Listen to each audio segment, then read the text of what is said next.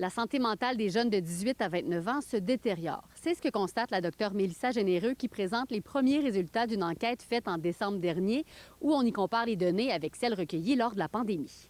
Le but, c'est absolument pas de décourager. Je pense qu'il y a de l'espoir, mais en 2021, donc en pleine pandémie, et aujourd'hui, où est-ce qu'on est plus dans un contexte de multiples crises sociales, économiques, politiques, etc., et climatiques, ce qu'on voit essentiellement, c'est que les jeunes dans la vingtaine sont plus nombreux que pendant la pandémie à afficher des symptômes d'anxiété, à rapporter des symptômes dépressifs.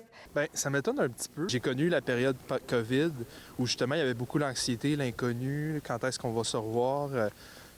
Personnellement, j'ai l'impression que c'est plus là que j'avais cette anxiété-là. Surtout avec ce qui se passe partout dans le monde, là, je pense que ça affecte beaucoup notre santé mentale. C'est que pendant la pandémie, il y a eu une augmentation importante là, de la quantité de demandes qu'on recevait. Il y a eu un pic. Là. Ensuite, il y a eu une diminution un peu. On a atteint un plateau et depuis 2 ans, on est en croissance constante, faible, je dirais. Tu sais, avec la pandémie, on a vécu plein de choses un peu différentes.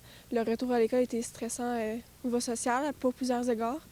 Ça se pourrait là, que les personnes étudiantes présentement aillent moins bien. C'est pas impossible.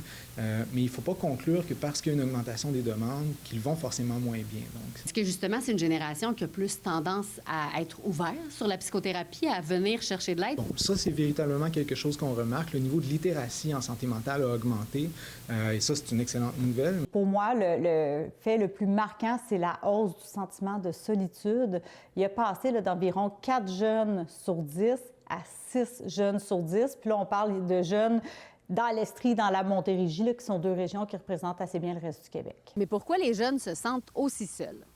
Ce qu'on pense, c'est que c'est lié avec l'ère du numérique, le fait que, oui, on est connecté à plein de monde, mais on n'est pas connecté dans le réel autant, ou on va peut-être pas chercher autant de satisfaction dans notre connexion virtuelle que quand on prend la peine d'avoir des discussions un peu plus en profondeur, plus enrichissantes, plus sincères avec une personne en face à face, par exemple. Mais je dirais c'est surtout qu'on n'apprend plus en fait à discuter de cette vive voix et avec tout ce qui influe derrière. Donc c'est-à-dire le body language, la manière, le ton aussi. Tu sais, dans ton message, tu vas pas mettre un ton. Il y a quelque chose à quoi il faut se reconnecter à quelque part parce que quand on a accès à d'autres, éventuellement, le soutien social, ça fait partie d'un des meilleurs facteurs de protection par rapport à la santé mentale. Mettons, moi, je m'en rends compte, les journées que genre j'ai pas de cours, mettons, puis que justement, je suis restée chez nous toute la journée, je suis sur mon ordinateur, mon téléphone, bien, c'est là que je suis le plus déprimée. Les prochains résultats de l'étude devraient être présentés au printemps.